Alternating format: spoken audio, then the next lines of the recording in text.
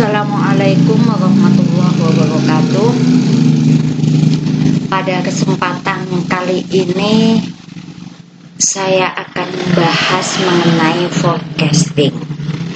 Forecasting itu peramalan. Di dalam dunia usaha itu juga dikenal dengan istilah peramalan. Peramalan tentang apa? Misalkan tentang penjualan. Saudara, misalkan begini, saudara sudah melakukan penjualan beberapa tahun yang lalu. Misalkan tahun 2017, 18, 19, 20. Nah, saudara ingin meramalkan penjualan di tahun 2021. Nah, itu bisa menggunakan metode ilmiah. Tentunya metode ini tidak 100% akan kebenarannya. Namanya juga sebuah peramalan. Nah, forecasting sendiri atau peramalan itu merupakan bagian vital bagi setiap organisasi bisnis dan untuk setiap pengambilan keputusan manajemen yang sangat signifikan. Kenapa demikian? Karena setiap organisasi bisnis itu harus mempunyai target. Nah, target itu bisa berupa ramalan tadi itu. Nah, pada bagian pemasaran, peramalan penjualan dibutuhkan untuk merencanakan produk baru, berkompensasi tenaga penjual, dan beberapa keputusan penting lainnya. Nah, pada bagian produksi dan operasi menggunakan data-data peramalan untuk merencanakan kapasitas, fasilitas, produksi, penjadwalan, dan pengendalian persediaan. Nah, untuk apa? Untuk menetapkan kebijakan ekonomi seperti tingkat pertumbuhan ekonomi, tingkat pengangguran, tingkat inflasi, dan lain sebagainya. Nah, peramalan sendiri dapat diartikan sebagai proses. Jadi proses aktivitas memperkirakan produk yang akan dijual pada masa mendatang dalam keadaan tertentu dan dibuat berdasarkan data yang pernah terjadi dan atau mungkin akan terjadi. Sehingga peramalan ini butuh data tahun-tahun sebelumnya. Misalkan ya seperti yang saya contohkan tadi itu tahun sebelumnya itu sudah terjadi penjualan berapa produk. Tahun 2018, 19, 20 itu sudah harus diketahui penjualannya berapa yang terjual untuk meramalkan pada tahun 2021. Nah, teknik-teknik peramalan itu ada beberapa metode atau teknik. Yang pertama teknik kualitatif. Nah, teknik kualitatif ini ya karena kualitatif ya sifatnya subjektif. Nah, berdasarkan pada estimasi dan pendapat dari para eksekutif, orang-orang penjualan, langganan, spesialis atau ahli dari berbagai bidang. Nah, di teknik kualitatif ini ada beberapa metode. Yang pertama, juri opini eksekutif, metode Delphi, gabungan tenaga penjualan, serta survei pasar. Ini kalau kualitatif. Nah, apa metode juri opini eksekutif itu? Yaitu pendekatan berdasar pendapat dari sekelompok kecil eksekutif tingkat atas. Karena pendapatnya lebih dari satu orang, maka diharapkan lebih akurat. Misalkan saudara menggunakan menggunakan teknik peramalan kualitatif dengan juri opini eksekutif. Artinya saudara itu mendengarkan dari berbagai sekelompok eksekutif di perusahaan saudara untuk meramalkan masa yang akan datang itu. Apa kelemahannya? Ketepatan sangat tergantung masukan individu dan dapat bias, karena itu sebuah pendapat individu-individu. Keuntungannya paling sangat sederhana, hanya peramalan itu dari pendapat sekelompok eksekutif tadi itu. Nah, yang kedua, metode Delphi. Metode ini menggunakan suatu prosedur yang sistematik untuk mendapat suatu konsensus pendapat-pendapat dari suatu kelompok ahli. Nah, apa keuntungannya? Dapat menggambarkan keadaan di masa datang lebih akurat dan profesional, sehingga peramalan diharapkan mendekati aktual. Kenapa dianggap lebih akurat dan profesional? Karena ini menggunakan sistematik atau pendapat suatu konsensus pendapat-pendapat dari para ahli. Jadi yang berpendapat itu tidak hanya bagian eksekutif saja, tetapi yang berpendapat ini mereka yang sudah ahli di bidang anggaran. Ketiga, menggunakan metode gabungan tenaga penjualan. Nah, tenaga penjual merupakan sumbangan informasi yang baik tentang permintaan konsumen. Tiap tenaga penjual meramalkan tingkat penjualan di daerah, lalu digabung pada tingkat provinsi, kemudian digabung hingga tingkat nasional untuk mencapai peramalan menyeluruh. Nah, pada metode gabungan tenaga penjualan ini agak kesulitan karena ini menggunakan semua bagian tenaga penjualan dari tingkat daerah sampai nasional, sehingga pendapatnya itu nanti bisa dijadikan sebuah ramalan yang akan datang.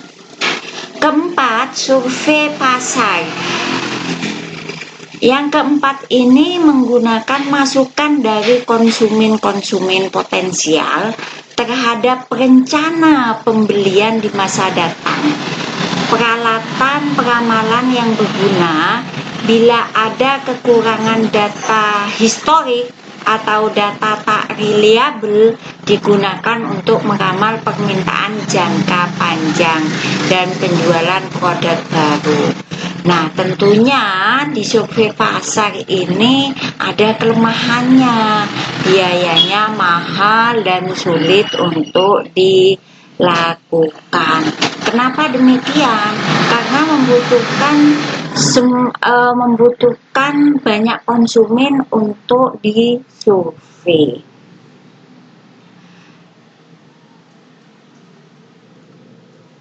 Nah, yang kedua, kalau tadi saya jelaskan teknik kualitatif, yang kedua dengan menggunakan teknik kuantitatif. Nah, teknik kuantitatif ini ada beberapa cara. Yang pertama, time series atau analisis runtun waktu.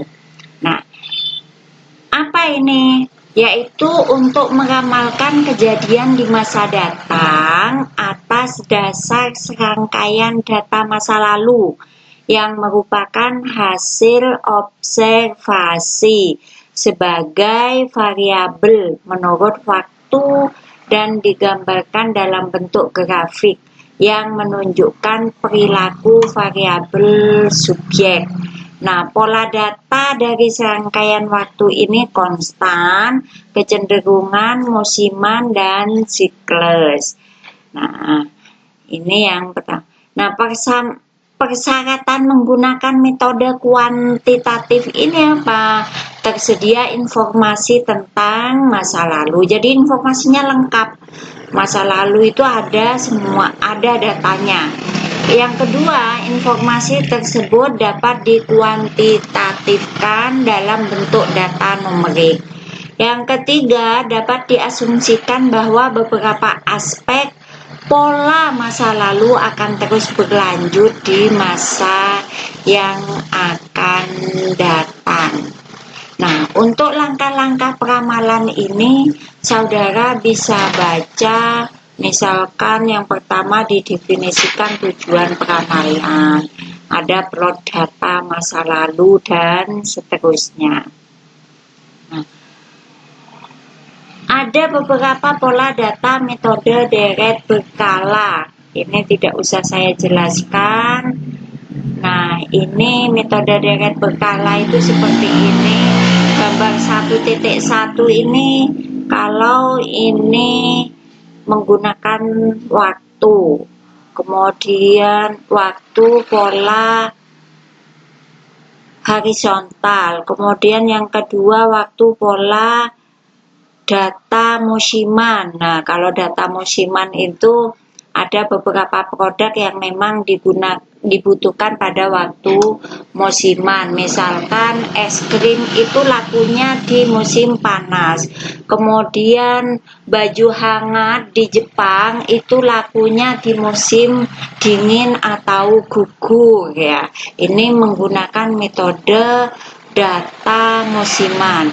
Kemudian metode pola siklus. Kemudian metode pola data tren. Nah, tren ini ya, kalau trennya sekarang itu misalkan pakai sepatu cat semuanya, maka semua orang itu memakai sepatu cat semua sehingga trennya akan naik. Nah, itu bisa menggunakan metode tren. Jadi dilihat dengan pola datanya.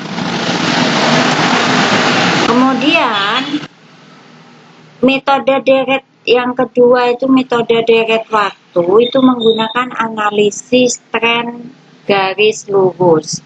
Yang kedua menggunakan metode kuadrat terkecil. Yang ketiga metode semi rata-rata dan metode momen.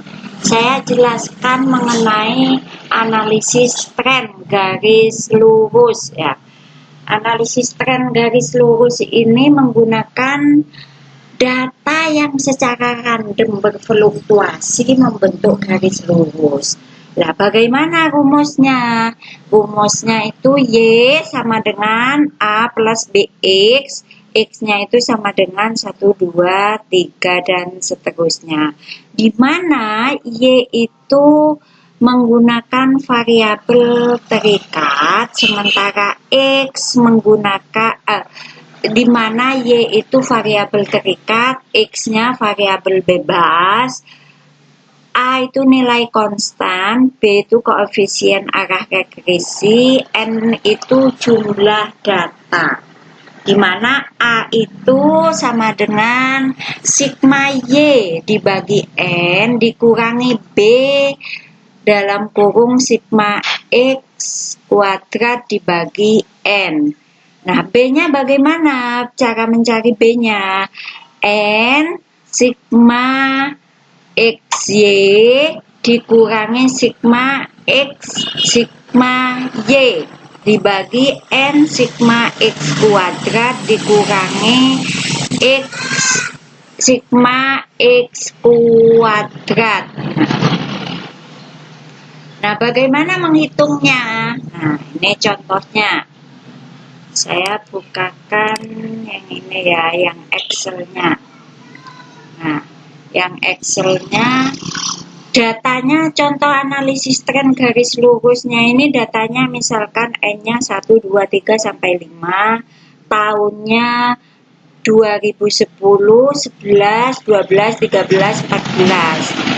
Jualan Y ya, jualan Y itu 130, 2011 145, 2012 150, 13 165, 2014 170. Totalnya 760. Nah, X-nya 0 sampai 4. 0, 1, 2, 3, 4, totalnya 10. Kemudian X kuadratnya 0, 1, 2, 4. Jadi 2 kali 2, 4, 3 kali 3, 9. Namanya juga X kuadrat ya, 16. Totalnya 30. Kemudian XY-nya ya 45, 300. 300 itu dari mana ya? Dari 150 kali 2 sama dengan 300. 495 itu dari 165 dikali 3. Kemudian 680 itu dari 170 kali 4. Totalnya 1620. Nah, tinggal memasukkan rumusnya. Nah, rumusnya B-nya ya, B-nya dicari dulu. Sigma X, sigma N, sigma XY dikurangi sigma X kali sigma Y. Dibagi N, sigma X kuadrat dikurangi sigma X kuadrat. Nah, N-nya kan 5. 5 ini, N ini ada 5, totalnya 5. 1, 2, 3, 4, 5. Ada 5 tahun. Kemudian sigma X kuadrat. Sigma X kuadrat. Sigma X kuadrat. Total sigma X kuadrat 1620.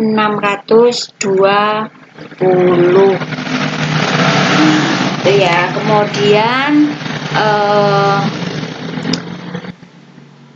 sigma X 10 ya dikalikan X kuadratnya 760. Sigma X kuadrat kemudian dibagi 30 ini dari sini, 10 itu diambil dari sini. Kemudian 5 kali 1620 sama dengan 800.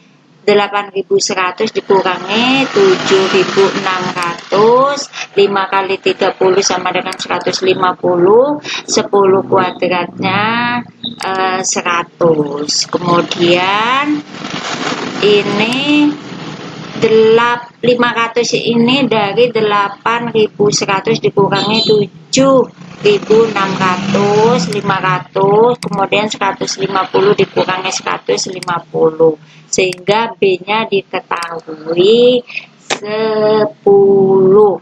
Nah, kemudian kita cari